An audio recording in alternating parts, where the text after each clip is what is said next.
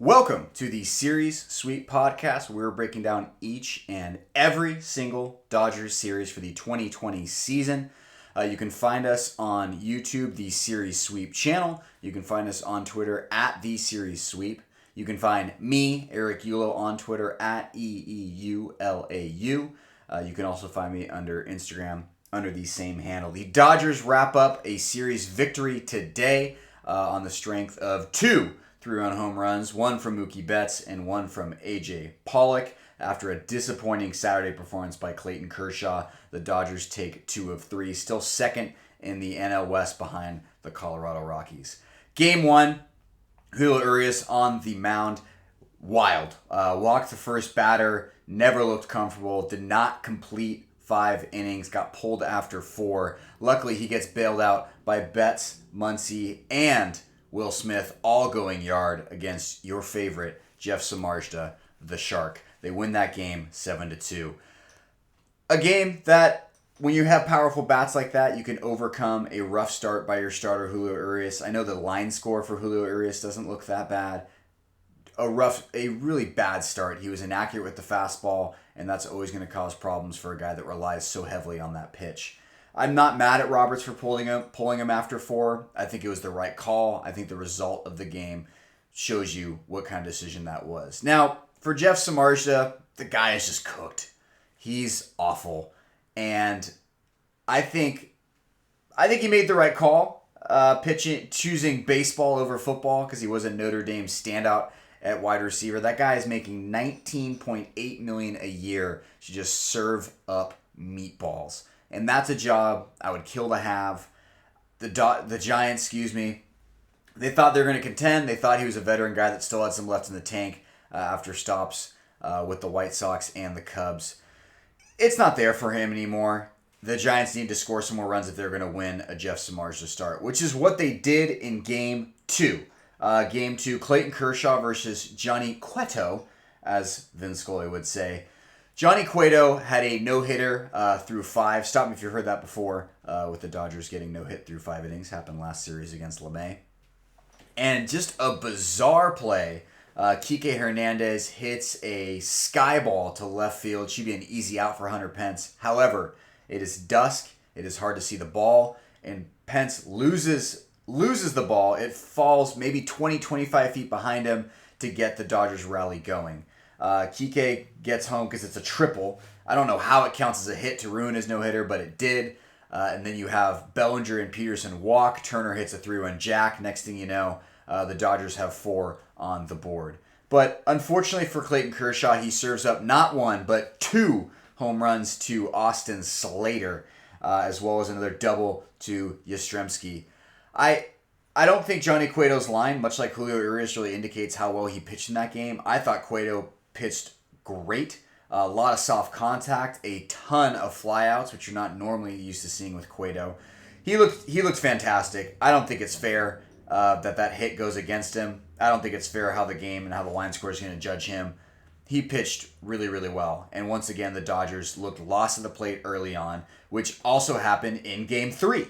We have Kevin Gausman, who's just blowing through the Dodgers. He looks fantastic. He's mixing his fastball. He's mixing his changeup, soft contact, easy flyouts. The Dodgers have absolutely nothing going. Nothing going. And a moment we'll get to in a second here. Kapler decides to pull him definitely prematurely in a situation where I think he should have kept him in. I think Gausman was only at 80 pitches. He deserved the opportunity to still be in. So for that, I definitely have to disagree with Gabe Kapler, and we'll get to that moment in more depth. But the Dodgers power their way once again, much like Game 1 in Game 3, to a win, 6-2. Gausman pitched really well, and Walker Buehler, once again, wild. Effectively wild. Kept, I think he only had one, there's only one or two hits he gave up, but he just looked all over the place, could not locate the fastball. He was throwing this high and inside fastball to righties. It almost killed Evan Longoria, but he, like Joe Kelly, has no idea where that fastball is going right now. And for Walker Buehler to be effective, he's got to be able to place that fastball. All that being said, the Dodgers starting pitchers were rough across the board for all 3 games. And you can always drop into the Twitter comments, as we have Dodger David 95 dropping in. Buehler is looking better than he did before. I don't know. I know the results weren't there. He gave up all 3 of those bombs against the Padres. He's all over the place, and we need him. We need him to be. We need to be our ace, because you saw it from Clayton Kershaw in Game 2. He's the most. Buehler's the most talented guy on the staff. We need to pitch that way. It still miffs me how he was not stretched out for the regular season, but it is what it is at this point. Buehler's all over the place. The fastball wasn't locating. The slider was predictably low and inside for a lot of the game. They weren't biting on the curveball. It's just going to be tough for him. The fact that he only had 18 pitches through 2 innings, the way he was pitching, mystifying. One of those baseball odysseys. He had a lower pitch count than Kevin Gausman, who pitched a much better game to the first couple innings and for the majority of his start. The Dodgers average, you see it there, 195. Did not hit the ball well against Cueto, nor against Gausman. Samardzija, they took him to the woodshed, but those other 2 starts, they did not look comfortable in the box. They did not get those singles. They were swinging out of their shoes. Muncy is ice cold. Ice cold. Dropped to 6th in the batting order. Don't blame Dave Roberts for a second there. He has not been able to hit. Cody Bellinger, although he had a nice single today in the Sunday game, is still just scraping by for hits in this young season. It could turn around. It's a small sample size. I think I say that every podcast, the small sample size line, but it is. However, if the Dodgers are going to be at their best, which they haven't been to this point in the series, if they're going to be at their best, they need Cody Bellinger and Max Muncy and Turner all firing on all cylinders. Now, we'll get to the Corey Seager injury when we go through the injury list, but you look at that ERA, it was not a pretty ERA. And I think that, by the way, I believe that is the starters' ERA, not the team ERA for the series at 4.5. None of the starters for the Dodgers, Urias, Kershaw, or Buehler pitched well, and the fact they could still win this series just speaks to what this Dodgers team can do. I know we focused on the offensive woes in the last series against the Padres. I think the offense, although the batting average was crap, the offense definitely bailed out the pitching staff in this series. Once again, the defense looked really good.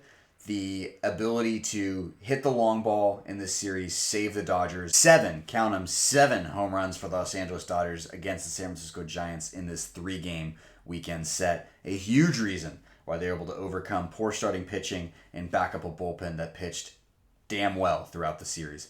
Our chemistry-changing moment has to be former Dodger employee Gabe Kapler pulling Kevin Gausman at the bottom of 7, having only allowed 3 hits and only 80 pitches to his name. Kapler puts in submariner Tyler Rogers, and Pollock blasts a 3-run go-ahead home run. You have the series tied 1-1. That has to be your pivotal moment of the series. Kapler, something Dave Roberts would do, pulling a starter who looked good because he liked the matchup more with the reliever that was down in the pen. Something you just can't do, and I think if Gausman was a 24-year-old kid who had 59 pitches, first start in the majors, I totally understand pulling him early for a reliever. But just to get the old sabermetrics card out and go, oh, the matchup, Rogers, and to pull him, it was ridiculous. Gausman looked great. He looked powerful. He was throwing 97, 98. He was placing his fastball. He was getting the changeup over. He looked every bit the part of a top-flight starting pitcher against the Dodgers today. And to pull him for a submarine guy who the Dodgers have hit well and whose ERA, I believe, was over 10 during his appearance, you can't be doing that, Gabe. You got to do better. Our Steve Pearce Award has to go. Easy selection, because part of the preface for our Steve Pearce Award is outplaying the name on the back of the jersey. And it's pretty hard to put a guy whose last name is Yastrzemski under the Steve Pearce Award due to the name on the back of the jersey. So we'll go with Austin Slater, 3 for 8 on the series, a big pair of home runs against Clayton Kershaw on Saturday. Twitter erupted when Clayton Kershaw struggled on Saturday. And I don't know why people are acting like it's the end of days. It's Clayton Kershaw in his season where he's on the wrong side of 30. It's never going to be like it was. It's a lot like Kenley Jansen, like we talked last week. If you're holding your breath for old Kershaw to come back, which I don't think a lot of people are, it's not going to happen. And he's going to have starts like that. The Diamondback start was very encouraging. It's a better hitting team than the Giants, and he had an incredible performance. He missed on a couple balls low. He left him hanging up in the zone, and he got punished for it. I'm not selling my Kershaw stock. I'm not selling my Kershaw 2.0 stock, I should say, where I think it's reasonable for him to have a 2.8, 2.9 ERA and compete in every single start he has. The strikeout rate looked good. He just missed a couple of key pitches in that game. I'm not losing my mind about it. It's going to happen now with where we are, with where Kershaw is. It's not the end of the world. And the fact that the Dodger hitters, couldn't back him up, it's going to happen. It's baseball. The Dodgers aren't going to win every game. Let's not have a nuclear meltdown, DEFCON 1, call the President of the United States to get both keys to turn on the briefcase when Kershaw has a bad start. It's going to happen. He's not going to post a sub-2 ERA anymore. And that's okay. That's not a reason to have your thumbs burn up the screen of your iPhone. Calm down. Calm down. It's going to be fine. It's going to be okay. The depth they have with their rotation now is going to smooth out those bad Kershaw starts. Now, Walker Buehler, different story. That guy needs to be much better. And if he doesn't have a good start in his next start, I don't know when we're going to see it. Maybe in a month, assuming they're still playing baseball. Maybe it's going to take him that long to get to where he needs to be. The Kershaw start, I know Twitter just absolutely lost it. For you Dodger fans that like to just talk crap on Kershaw, I can't help you. I don't know what your deal is. We all need to be, as a lot of cliche college football coaches would say, we all need to be rowing in the same direction there. So I cannot help you. The Dodgers still second in the West behind the Colorado Rockies. And the reason I'm not worried about that right now is because the Colorado Rockies are fourth in ERA in the majors. That is crazy. If I could take my hat off without throwing my headphones and breaking them to just explain to you how crazy that is, I would. But I can't, so I didn't. It's not sustainable. I'm sorry. Everything right now is breaking the Rockies' way. Their pitching is fantastic. They're a top 5 team offensively right now, of course, because they play a lot of games at Coors, but they've always been a talented team offensively in the Nolan Arenado era. The reason I'm not worried about the Rockies yet is because everything is breaking their way. The Dodgers are behind the Rockies. The Rockies are as hot can be, and the Dodgers have been not playing their best baseball. They haven't had both of their league MVPs, going at the same time. They just lost their star shortstop, Corey Seager, who is their best hitter. They have a leadoff guy in Jock Peterson who just went, if I'm counting correctly, 0 for 11 or something close to it against the Giants. They have Max Muncy, who's hit 35 home runs each of the last 2 years, who is just mired in a slump. And they're still just a half game, behind the Rockies in the NL West. So I will start worrying about the Rockies. I will earnestly start worrying about the Rockies if this is still a thing in 2 weeks. And they're obviously going to have the opportunity to play them. Everything is breaking the Rockies' way right now, and everything is not breaking the way for the Dodgers right now. I'll believe it in a couple of weeks. When you have a team like the Dodgers who are not firing on all cylinders, and they still are where they are at 11-5, it shows you the talent and the organizational stability they have to overcome these obstacles. The Rockies, every single facet of their organization is firing right now. They are an A+. They are hitting 400 ball right now, and they're only a half game above the Dodgers. I'm not saying they can't compete for the NL West. I'm not saying they can't make the playoffs. I'm just saying I'm not worried yet about the Colorado Rockies because of everything that is going their way. Now, the next series for the Dodgers should be very interesting. The San Diego Padres come to LA for the first time. Very similar pitching matchups. You're going to see Garrett Richards on Monday versus Dustin May. I'm sure Manny Machado would love to have a shot to erase that video of Dustin May absolutely embarrassing him on that fastball movement. Speaking of breaking Twitter, that pitch broke Twitter. Tuesday, you have TBD, an incredible pitcher, a lot of talent, plus stuff, versus Ross Stripling. Wednesday, you have Zach Davies, who's on the Brewers last year, against Julio Urias, Hopefully Urias doesn't walk the leadoff man in 4 pitches this time. Then Thursday, you have the Sheriff, Chris Paddock against Clayton Kershaw. Clayton Kershaw, this is some part of the disappointment on Saturday was just how well Kershaw in his career has pitched against the Giants. He's pitched historically really well against the San Diego Padres. You'd be even more worried if Kershaw came out with another flat performance on Thursday. But Thursday is most likely it is your best pitching matchup. All of those games, boys and girls, all of them, Los Toros, are at 640. So you don't need to check your MLB at Bat app to see what first pitch is. They're all gonna be 740. Now your injury updates. Corey Seager left Friday's game with back discomfort. The scan came back negative for any major structural damage. But for Dodger fans, you just got to be nervous. It's Corey Seager. He's just always injured, and we need him. We absolutely need him to be healthy for us to be at our best if we're going to have a shot at a World Series this year. So you hope it just takes a couple days. They're not even placing him on the injury list, which is very, very encouraging for Dodgers fans. The fact that he's not even going to go on the 10-day IL is a good sign. Hopefully he shows up in this Padres series. I would not anticipate him showing up tomorrow in this stretch of 17 games in 17 days. And they're going to work him back in. Dave Roberts refuted any opportunity that Seager would be a primary DH the rest of the year, thinking that he will be at shortstop when he's ready to play again. You hate to see it. Seager was so hot. This has just been a hallmark of his career for worse. The fact that he is just always injured. There's always battle. It's a nagging hamstring. It's shoulder discomfort. It's Tommy John surgery. It's a hip surgery. If it's not one thing, it's another with him. And you just hope that in a few years, you don't look back on his career and think, well, he's one of those guys, when he's healthy, he's really good. Well, the problem is he's never healthy. He's still got a ton of time. He's a young kid. This has just happened many, many times already in his Dodgers career.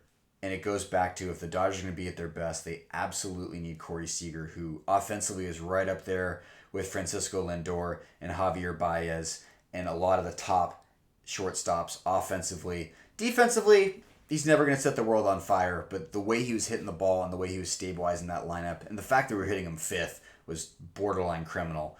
You hope it's a quick recovery there. Alex Wood, still no sign yet, but the issue with Alex Wood coming back, and I obviously you want him back. He's a major league caliber pitcher, no doubt. I really hope